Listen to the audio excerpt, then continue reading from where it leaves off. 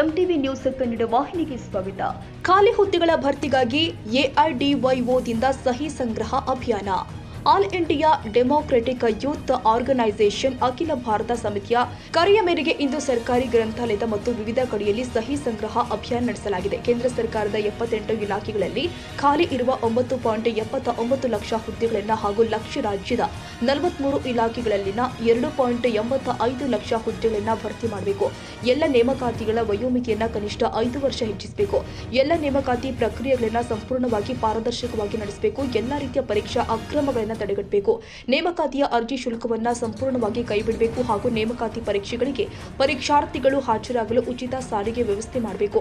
ಖಾಲಿ ಇರುವ ಚಿತ್ರಕಲಾ, ಸಂಗೀತ, ದೈಹಿಕ ಶಿಕ್ಷಣ ಶಿಕ್ಷಕರ ಹುದ್ದೆಗಳನ್ನು ಭರ್ತಿ ಮಾಡಬೇಕು. ಇನ್ನು ಮುಂತಾದ ಹಕ್ಕೊತ್ತಾಯಗಳ ಈಡೇರಿಕೆಗಾಗಿ ಈ ಸಹಿ ಸಂಗ್ರಹ ಅಭಿಯಾನವನ್ನು ನಡೆಸಲಾಗಿದೆ. ಈ ಸಂದರ್ಭದಲ್ಲಿ ಮಾತನಾಡಿದ ರಾಜ್ಯ ಉಪಾಧ್ಯಕ್ಷರು ಆದ ಚನ್ನಬಸವ ಜಾನೇಕಲ್, ಕೇಂದ್ರ ಮತ್ತು ರಾಜ್ಯದಲ್ಲಿ ಅಧಿಕಾರ ನಡೆಸಿದ ವಿವಿಧ ಪಕ್ಷಗಳ ಸರ್ಕಾರಗಳು ಯುವ ಜನರನ್ನ ವೋಟ್ ಬ್ಯಾಂಕ್ ಆಗಿ ಮಾಡಿಕೊಂಡಿದೆ. ದೇಶದ ಪ್ರಗತಿಗೆ ಒಂದು ಶಕ್ತಿಯಾಗಿರುವಂತಹ ಯುವ ಜನರನ್ನ ಸರಿಯಾಗಿ ಬಳಸಿಕೊಳ್ತಾ ಇಲ್ಲ. ಅವರ ಮಾನಸಿಕ, ದೈಹಿಕ ಬೆಳವಣಿಗೆ ಬಗ್ಗೆ ಕಾಳಜಿ ಇಲ್ಲ. ವಯೋಮಿತಿ ಮೀರುತ್ತಿರುವ ಎಷ್ಟೋ ಜನ ಯುವ ಜನರು ಮಾನಸಿಕ ಅಸ್ವಸ್ಥತೆಗೆ ಒಳಗಾಗಿ ಆತ್ಮಹತ್ಯೆಗೆ ಶರಣಾಗುತ್ತಿದ್ದಾರೆ. ಉದ್ಯೋಗಗಳನ್ನ ಕೊಡದೆ ಇನ್ನೊಂದೆಡೆ ಕುಡಿತ, ಜೂಜು, ಮಾದಕ ವ್ಯಸನಗಳನ್ನು ಹರಡಲಾಗ್ತಾ ಇದೆ ಎಂದಿದ್ದಾರೆ. ಯೋಗ್ಯವಾದ ಜೀವನ ನಡೆಸಲು, ಘನತೆಯ ಬದುಕು ನಡೆಸಲು ಸಾಧ್ಯವಾಗದ ವೇತನದಲ್ಲಿ ಗುತ್ತಿಗೆ, ಹೊರಗುತ್ತಿಗೆ, ಅತಿಥಿ ಶಿಕ್ಷಕರ ಹೆಸರಲ್ಲಿ ದುಡಿಸಿಕೊಳ್ಳಲಾಗ್ತಾ ಇದೆ ಎಂದಿದ್ದಾರೆ. ಇತ್ತೀಚೆಗೆ ಧಾರವಾಡದಲ್ಲಿ ಉದ್ಯೋಗ ಕೊಡಿ ಎಂದು ಶಾಂತಿಯುತವಾಗಿ ಹೋರಾಟ ನಡೆಸ್ತಾ ಇದ್ದ ಉದ್ಯೋಗ ಆಕಾಂಕ್ಷಿಗಳ ಮೇಲೆ ಲಾಠಿ ಪ್ರಹಾರ ಕೂಡ ನಡೆಸಲಾಗಿದೆ. ಇದು ಅತ್ಯಂತ ಖಂಡನೀಯ ಕ್ರಮವಾಗಿದೆ.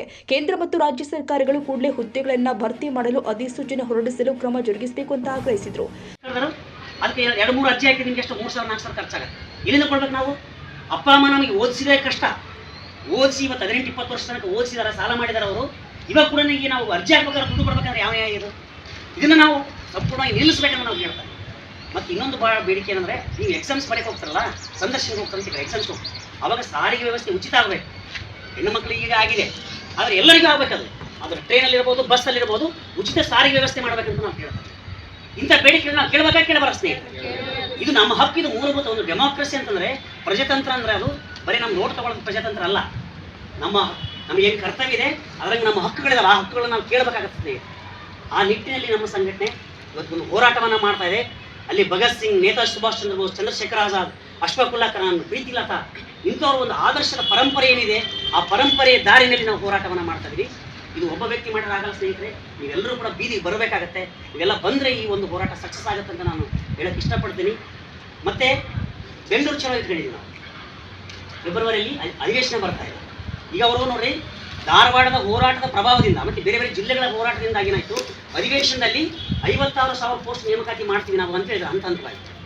ಜೊತೆಗೆ ಏನು ಹೇಳಿದ್ರು, 1 ಲಕ್ಷ ಉದ್ಯೋಗ ಭರ್ತಿ ಮಾಡ್ತೀವಿ ಅಂತೇಳಿ, ವರ್ಷಕ್ಕೊಂದು ಕೋಟಿ ಉದ್ಯೋಗ ಕೊಡ್ತೀವಿ ಅಂತ ಹೇಳಿದ್ರಿ. ನೀವೇನು ಹೇಳಿದ್ರೆ ಅದನ್ನು ಜಾರಿ ತೊಗೊಂಬರ್ರಿ. ಈಗ ನೀವು ಮಾತಿಗೆ ತಪ್ಪಲ್ಲ ಅಂತ ಹೇಳಿದ್ರೆ ಮಾತಿಗೆ ತಪ್ಪು ಮಾಡ್ರಿ, ನೀವು ನೇಮಕಾತಿ ಮಾಡಿರಿ. ಬೇರೆವೆಲ್ಲ ನೀವು ಕೊಟ್ಟಿವಿ, ಗ್ಯಾರಂಟಿ ಕೊಟ್ಟಿವಿ ಅಂತೇಳಿ ಇದನ್ನು ನೀವು ಬಿಟ್ಟರೆ ನಾವು ಬಿಡಲ್ಲ. ನಾವು ನಮ್ಮ ಹಕ್ಕು, ನಮ್ಮ ಯುವಕರು ನಮ್ಮ ಹಕ್ಕು ನಾವು ಕೇಳ್ತೀವಿ ಅಂಬದನ್ನು ನಾವು ಸರ್ಕಾರಕ್ಕೆ ಎಚ್ಚರಿಕೆ ಕೊಟ್ಟಿದ್ದೀವಿ. ನಿಮಗೆ ಗೊತ್ತೇ, ಕಳೆದ ಸರ್ಕಾರ, ಅಧಿಕಾರದಲ್ಲಿದ್ದಂಥ ಸರ್ಕಾರ, BJP ಸರ್ಕಾರದವರು, ಅವರು ಕೋವಿಡ್ ಕಾರಣದಿಂದ ನೇಮಕಾತಿಗಳು ಮಾಡಲಿಲ್ಲ, ಹೌದಾ? 2020-22 ತನಕ ನೇಮಕಾತಿಗಳೇ ಆಗಲಿಲ್ಲ, 3 ವರ್ಷ 4 ವರ್ಷ. ಅದಾದಮೇಲೆ ಒಳ ಮೀಸಲಾತಿ ಕಾರಣದಿಂದ 2.5 ವರ್ಷ ಆಯಿತು, ನೇಮಕಾತಿಗಳಾಗಿಲ್ಲ. ಇವಾಗ ಅದನ್ನು ಕ್ಲಿಯರ್ ಮಾಡ್ತು ಅಂತ ಹೇಳಿದ್ದಾರೆ. ಆದರೆ ನಾವು ಸುಮ್ಮನೆ ಇದ್ರೆ ಕ್ಲಿಯರ್ ಆಗಲ್ಲ ಸ್ನೇಹಿತರೆ. ನಾವು ಮತ್ತೆ ಕೂಡ ನಾವು ಬೀದಿ ಇಳಿಬೇಕಾಗತ್ತೆ, ನಾವು ಹೋರಾಟವನ್ನು ಮಾಡಬೇಕಾಗತ್ತೆ, ನಾವು ನಮ್ಮ ಹಕ್ಕುಗಳನ್ನ ಕೇಳಬೇಕಾಗತ್ತೆ. ಹಾಗಾಗಿ ನಾವೇನಂದರೆ, ಒಂದು ಕಡೆ ಉದ್ಯೋಗಾಕಾಂಕ್ಷಿಗಳ ಹೋರಾಟ ಸಮಿತಿಯಿಂದ ಧಾರವಾಡದಲ್ಲಿ ಮತ್ತು ಸುತ್ತಮುತ್ತ ಎಲ್ಲ ಜಿಲ್ಲೆಗಳಲ್ಲಿ ಹೋರಾಟ ನಡೆಯಿತು. ಇವಾಗ ನಮ್ಮ ಯುವಜನ ಸಂಘಟನೆ ಈಗ ಆರಂಭ ಆಗಿ 60 ವರ್ಷ. ಇವಾಗ 1966 ಸಂಘಟನೆ ಆರಂಭ ಆಯಿತು. ಇವಾಗ 60ನೇ ವರ್ಷ ನಡೀತಾ ಇದೆ. ಜೂನಕ್ಕೆ 60ನೇ ವರ್ಷ ಮುಕ್ತಾಯ ಆಗುತ್ತೆ ಕಾರ್ಯಕ್ರಮ. ಈ ಸಂದರ್ಭದಲ್ಲಿ ಆಲ್ ಇಂಡಿಯಾ ಕಮಿಟಿಯಿಂದ ಲಕ್ಷಾಂತರ ಹುದ್ದೆಗಳ ಸಹಿ ಸಂಗ್ರಹ ಮಾಡಿ ಸೆಂಟ್ರಲ್ ಗೌರ್ಮೆಂಟ್ ಮತ್ತು ಸ್ಟೇಟ್ ಗೌರ್ಮೆಂಟ್ ಇಬ್ಬರಿಗೂ ಕೊಡಬೇಕು ಮನವಿ ಪತ್ರ ಅಂತ ಹೇಳ್ಬಿಟ್ಟು ನಾವು ಈ ಅಭಿಯಾನವನ್ನು ಮಾಡ್ತಾ ಇದ್ದೀವಿ. ಸೆಂಟ್ರಲ್ ಗೌರ್ಮೆಂಟಲ್ಲಿ 10 ಲಕ್ಷಕ್ಕೆ ಹೆಚ್ಚು. ಸಂಘಟನೆಯ ಸದಸ್ಯರು ಆದ ಬಸವರಾಜ್, ಆನಂದ, ಮಂಜುನಾಥ್, ಹನುಮಂತ, ಮಮತಾ, ಈಶಮ್ಮ, ಈಶಪ್ಪ, ಮೌನೇಶ್, ನಾಗರಾಜ್, ವೆಂಕಟೇಶ್ ಇನ್ನು 100 ಯುವ ಜನರು ಸಹಿ ಸಂಗ್ರಹ ಅಭಿಯಾನದಲ್ಲಿ ಭಾಗವಹಿಸಿ ಬೆಂಬಲಿಸಿದರು.